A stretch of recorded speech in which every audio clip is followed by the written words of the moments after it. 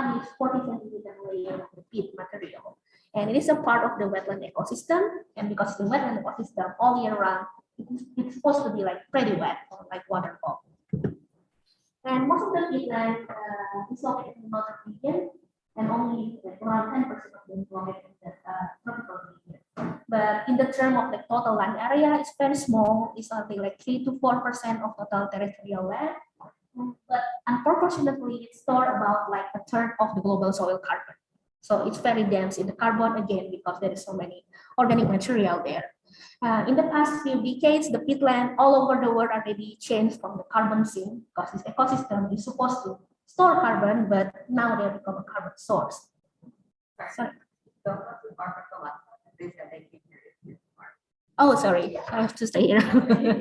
Okay, so it's become a carbon source during the past few decades, mostly due to the human influence. For example, in the UK, they harvesting a lot of peat for the burn material, just like a coal. But like in Indonesia, mostly it's happened because of the land use change to the oil palm plantation or to the pepper pulp plantation, and there's a lot of fire happening. And if you remember the time before the COVID, we saw there is a lot of news about fire happening all across the world, from Australia to Amazon, and very close to the home in Eugene too. We saw there is a lot of fog and fire happening, but that reality is my childhood every day. Kind of like it's have fire happen a lot of Indonesia, and I don't want to diminish the ecological or like the economical impact of the fire that happening in the northern US, but in the term of its impact to the global carbon cycle, it's so minuscule. Look at here, this is the Oregon fire. So cute. Compared to what happened in Indonesia in this like regular fire season. Regular fire season is here, the second one. Let me get the pointer. Oh, yeah. The regular fire season is like 1 gigaton of carbon, and in the worst season could be up to like 2.5 gigaton of carbon. And during that time, Indonesia is usually like the lowest bottom in the term of like the world emission of carbon country. In that year, we become number 1, even worse than US. It's because of that fire. So yay. So, in the recent published paper in Nature, I think just like several weeks ago, they find out there is a net carbon uptake from the various ecosystems all over the world is actually able to keep pace with our fossil fuel emission, which is a good news. And what they forget to take into account when there is the most uncertainty lays is related to the like tropical ecosystem, especially tropical peatland. So this ecosystem, we always think, oh, this is a carbon source, it's always burning, releasing like a lot of carbon, but also it has a lot of potential to become a carbon sink. And there is very few research that on this, they role in the global carbon system. And again, not only in the global carbon system, the tropical peatland in general is much less studied compared to the temperate counterpart. I mean, for example, this is the radiocarbon peat core that all over the world are taken in this historical database. And most of them located in North America and Southern Europe, very little in tropical peatland. This is the pollen data that US is full of the research, Europe too, very little in the tropic. Same pattern again for the 5 research, 1 research in the Northern Hemisphere, and few in the tropic. So that's why, even for the fundamental properties of the peatland itself, so many things still unstudied, like how old they are, what is the depth, the extent, how much carbon it stores, what is its biodiversity, ecological interaction, and so on. So that's why I'm like kind of like picking this as my research topic, and I'm gonna put them into like 3 kind of like umbrella questions. Of course, not gonna cover everything, but I try my best as I can. The first one is about the formation of the peatland. When the tropical peatland start to form, and how is the formation interact with the climate and sea level change.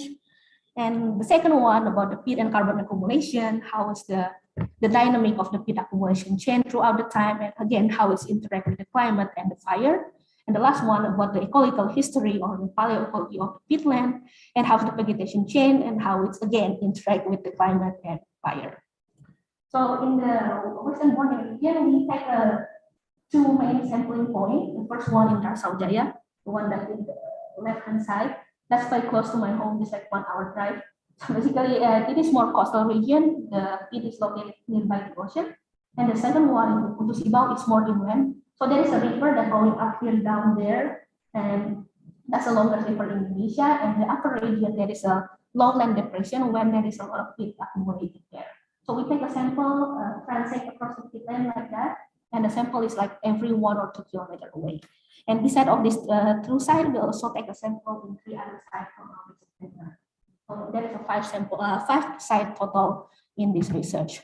And we sampled the pit using equipment called the Russian pit corer, which is kind of like from the name implied, nothing about the war, but because it's invented in Russia.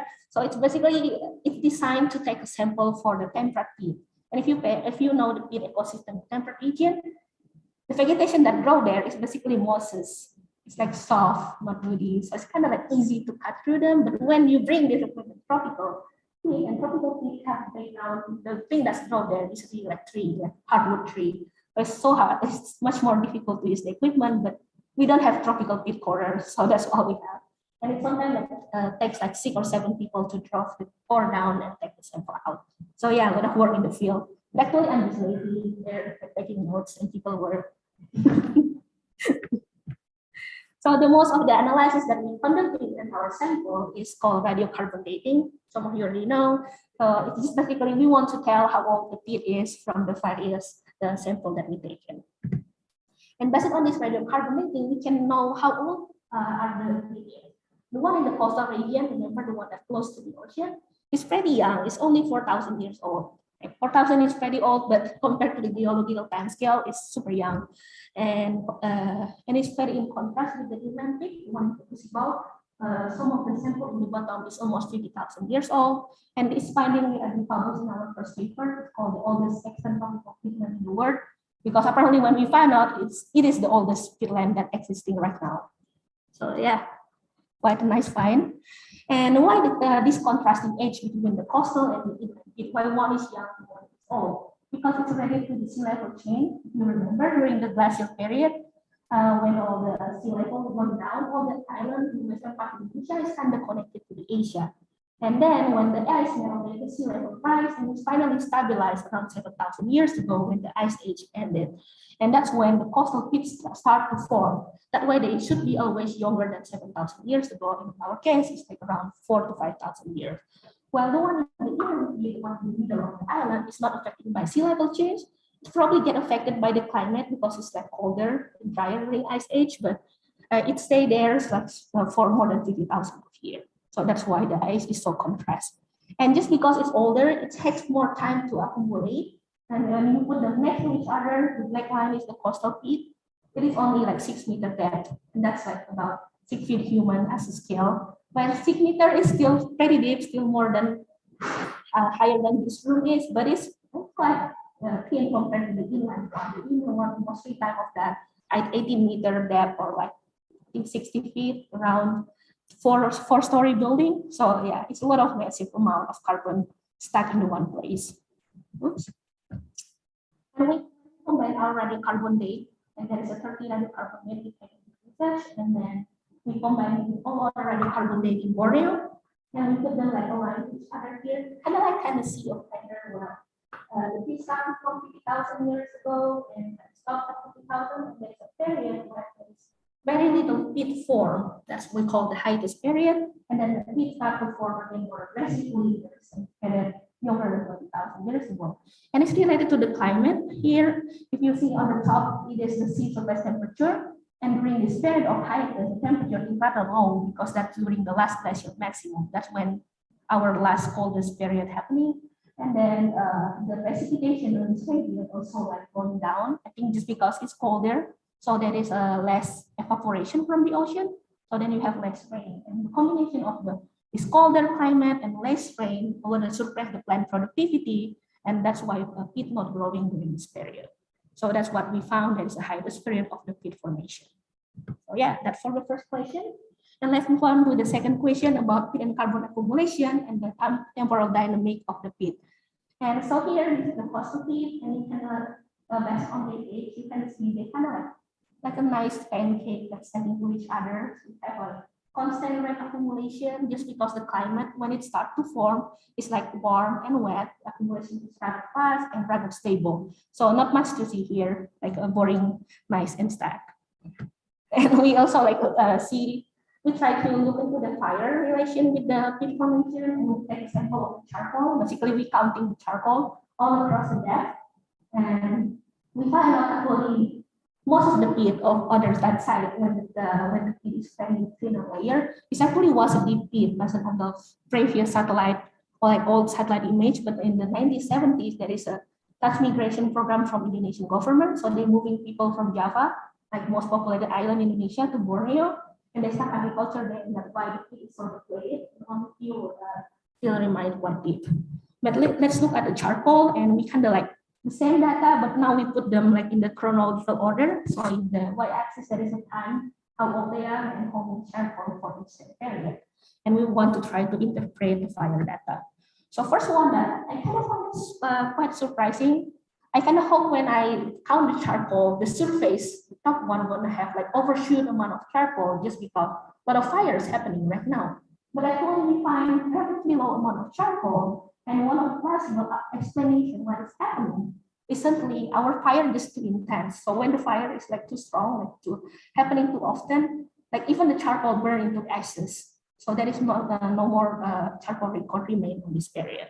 But then we also see around 3,000 to 1,000 years ago, there is a lot of charcoal, like all across the core. And there is a two plausible explanation why there is a lot of fire happening in this period. The first one is the climate. So there is during that period of time, the El Nino is stronger than what we have right now. It is less frequent, but the intensity is higher. So we can expect stronger dry season. That's why more fire happening. And the second explanation is just human migration, because like our species, Homo sapien, already like inhabited this island more than like 60,000 years ago. But the first wave of migration is hunter and gatherer. So we expect them to have a low environmental impact because they're only hunting. But in 5,000 years ago, like second wave of human migration from China moving in, and then they start agriculture period, like slash and burn and planting. So they're gonna have more impact on the environment, and that's why we're gonna see more fire on this period. Okay, let's move on to the other side. It's kind of like still nicely stacked pancake in the top, but kind of complicated mess in the middle. But out of this mess, I want to point out two most disturbing mess. The first one is there is a pit that's missing. If you pay attention there, the age is kind of jumping from like 12,000 to just 1,000. So we have like 11,000 of record is missing this one core. But at least it's like says there in the core. But then we also observe something called age reversal. So if you pay attention to two of the core, it's young 26,000, suddenly it's from 40,000, 30,000, and then back young again. And the same in the middle, 28, 30,000, and 1,000. So young and middle. So this is a thing can age reversal, and we want to find out how this age reversal is happening to this peatland. And again, we do charcoal analysis for peat, and surprisingly, there is more charcoal in here compared to the coastal region, because in my previous premise, I kind of expect coastal region is going to be more affected by human, that's going to be more charcoal, but actually in this ecosystem where everything is supposed to be more natural, actually a lot of fire happening here. And again, we're going to put this data again in the corner over there. So there is a lot of missing peat over there. And here we can see the pattern of the modern fire. So there is a lot of charcoal on the surface. And the second one, we observe there is a missing peat. There is two plausible explanation of the missing peat. The first one, only the peat probably accumulating like normal, but like just recently, about 1,000 years ago, probably there is a big fire happening in this peatland and like burn like all 10 meters of the peat. That's one explanation. And the second explanation, it could be due to climate, because that is the end of the glacial period, end of the Holocene, right when it started, I think 11,000 years ago. That's when all the ice is melted and the climate getting warm again. Probably there is more fire, and that's when the peat start accumulating. So we still like deciding which one is more plausible and more studying that. And during this period, it also affected by same human.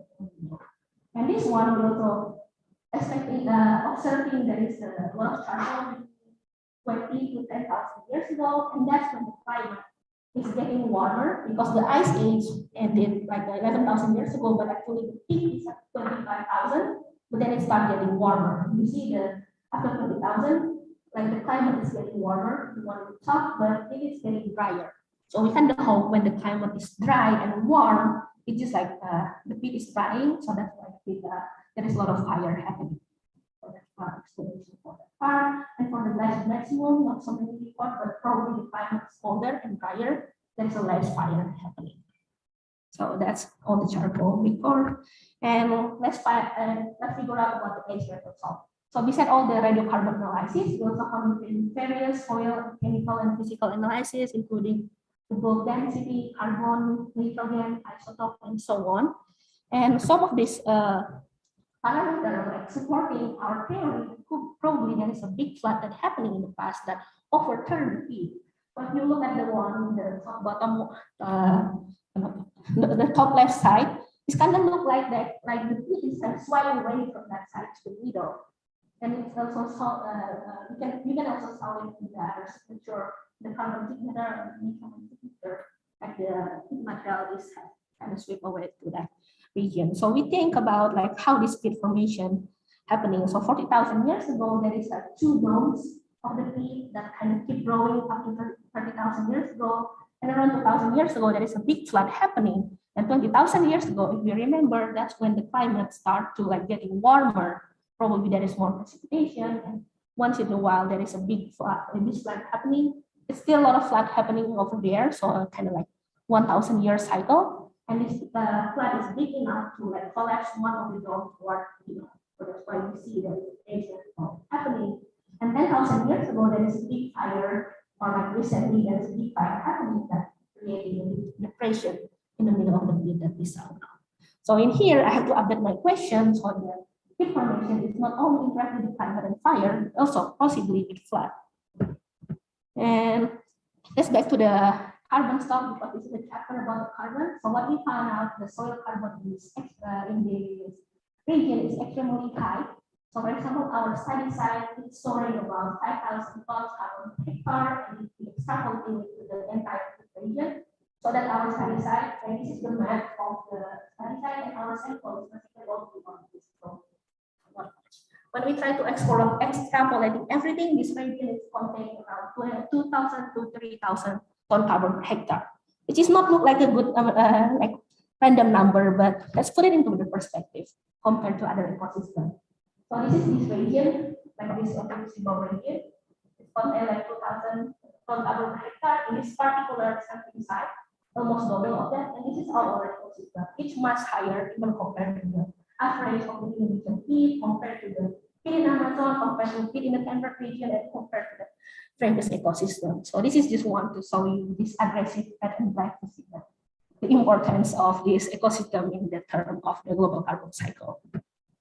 So yeah, after that, let's move on to the more relaxing questions about the ecological history. So how should vegetation change through the time?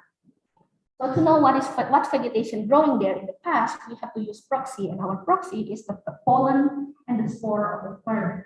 So in here, I count through the sample. There is at least we found 80 types of the pollen and spore. I can expect I can ID them to the species level, but that's kind of impossible. Family is good enough. And still ongoing, still counting. But based on what I found, the various important type, we can already ask some ecological question. For example, is the family Dipterocarpaceae always dominant on this peat ecosystem? Right now, Dipterocarpaceae is the most dominant tree family in the tropical Asian region. So it's like very tall tree that kind of define the forest over there. And one of the species that kind of grow on the peat is the type of Sorea albida, this species. It's called, I think, the white meranti. I don't know what's the English name, but this species is the one that makes peatland more threatened, because apparently the wood is kind of like white and marbly color. So a lot of Northern Asia people, like Chinese and Japanese, like really want them to make a coffin.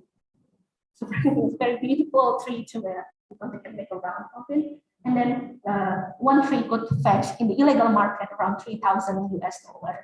That's in Indonesia, that's 10 months of my salary. That's a lot of money. That's why a lot of people like to do illegal peat.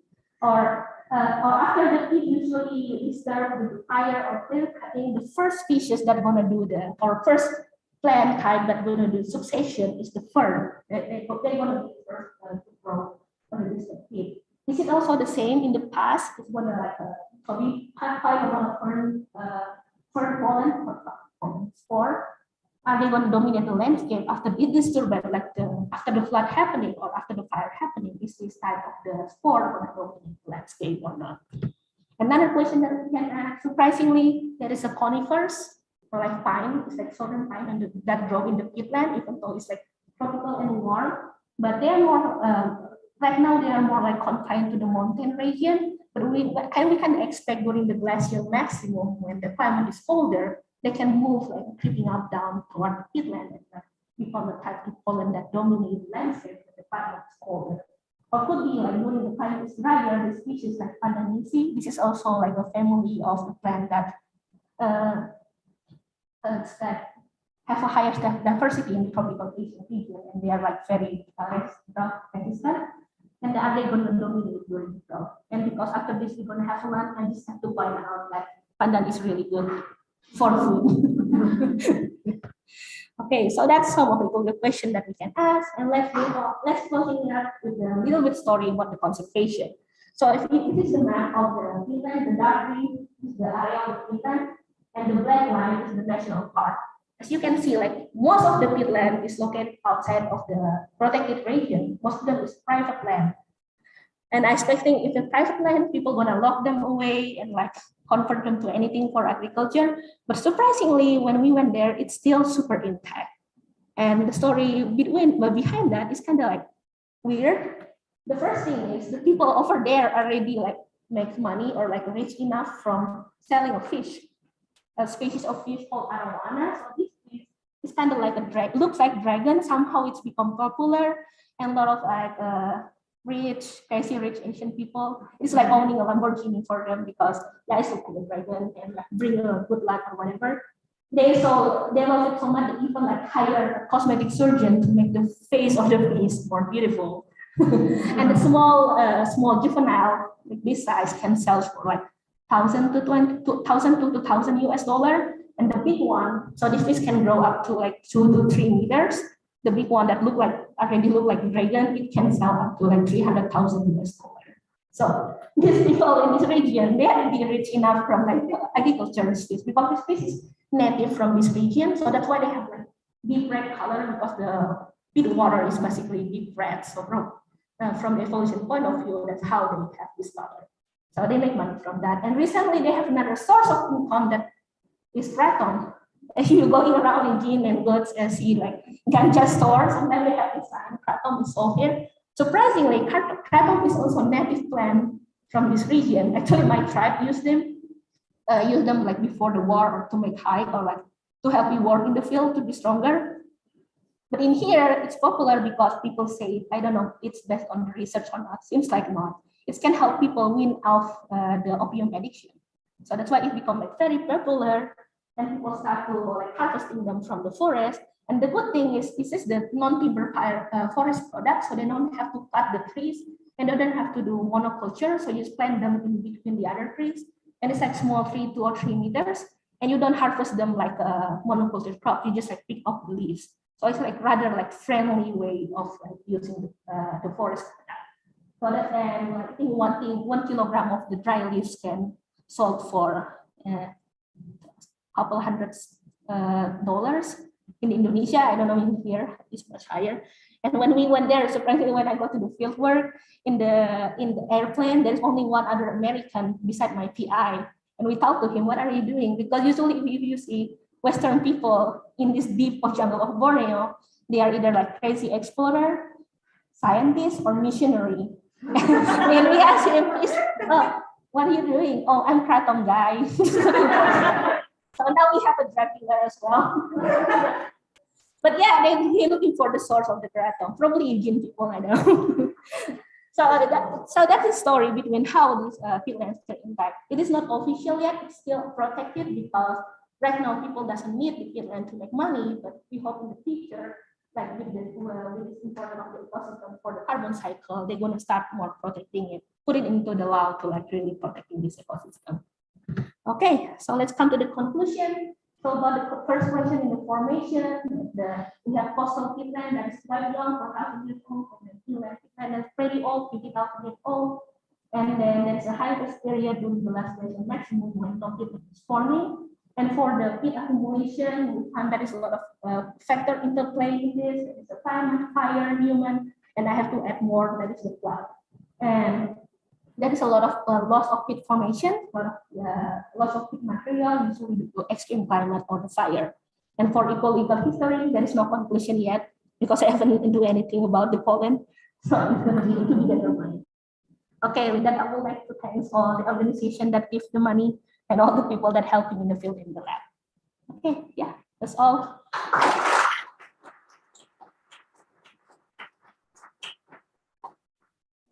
So let me know if there is a question.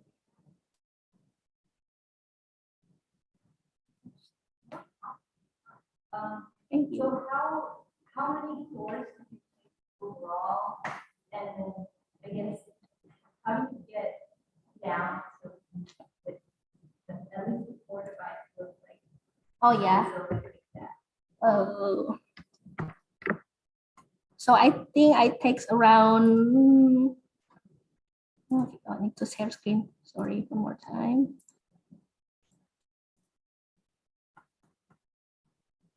What is the core material? So I think I take around, I didn't count. It's about like 17, the full core. And there is an in-between core when we just take it to know the depth. So 20-ish in total. Yeah, because I'm only focusing on like 2 or 3 cores. That's really nice to do all this analysis. But yeah, if you see there is this is look like short. So every segment of the core is like 50 centimeter. But there is an extension rod over here that you can add and more to make the core more. So when you core first 50 centimeter, and then core next 50 centimeter, and then when the core is short enough, you add more extension. So usually we have extension up to like 18 meters. Yeah. So when it's out, you really.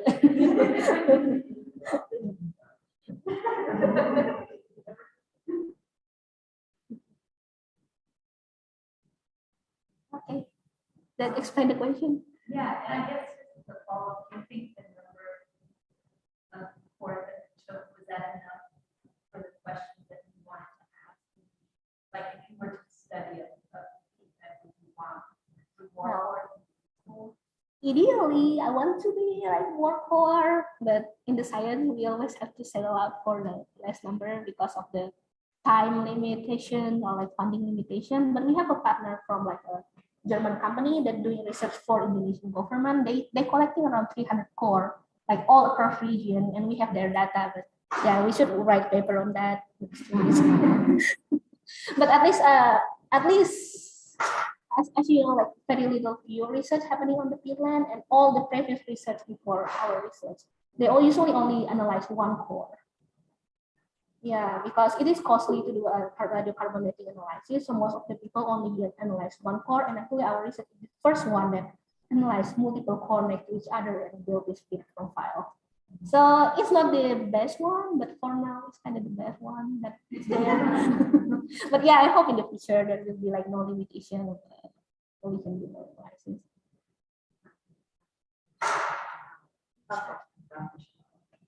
Chat. Oh, Michelle, about the proportion, I have to be honest, I haven't done that part yet because I only ID the pollen right now. I haven't go to the counting part, so I cannot say what is the proportion right now. It's there, but I am not counting them yet. I'm planning to do it soon. Yes.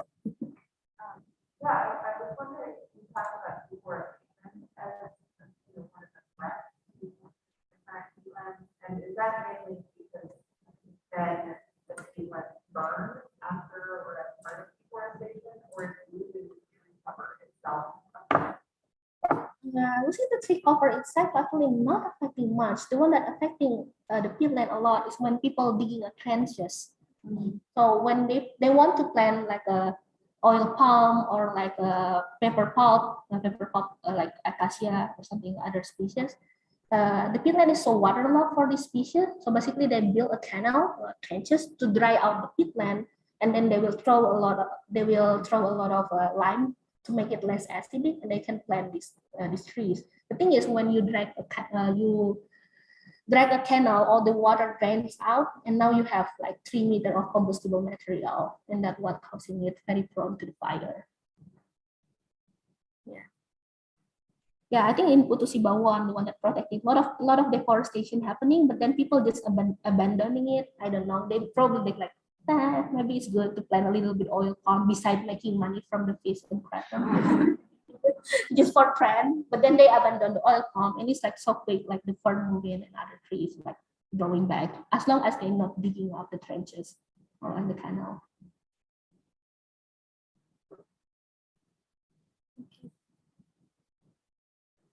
Yes. So like, are you trying to take this at all to like level locally?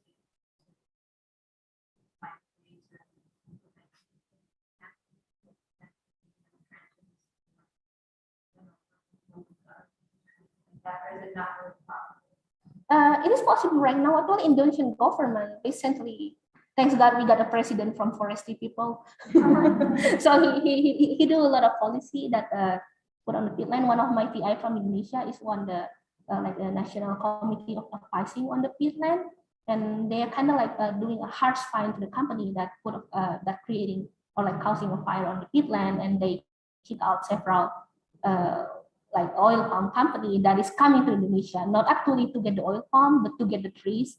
So a lot of Korean and Malaysian company going into Indonesia in the pretense of making oil palm company, but actually after they harvesting all the timber, they just half-heartedly plant whatever and just like leave it there because they already make money from timber. And so there is a lot of harsh punishment from the government right now. And what we want to see, at least for the inland pit that I saw out, we kind of like want to propose to extend the national forest area inside the island, inside toward that island. And if that's not possible, the other way to doing it is through the carbon credit scheme. So like tell people, oh, you can make more money actually just by keeping this peatland intact because that's sequestering carbon.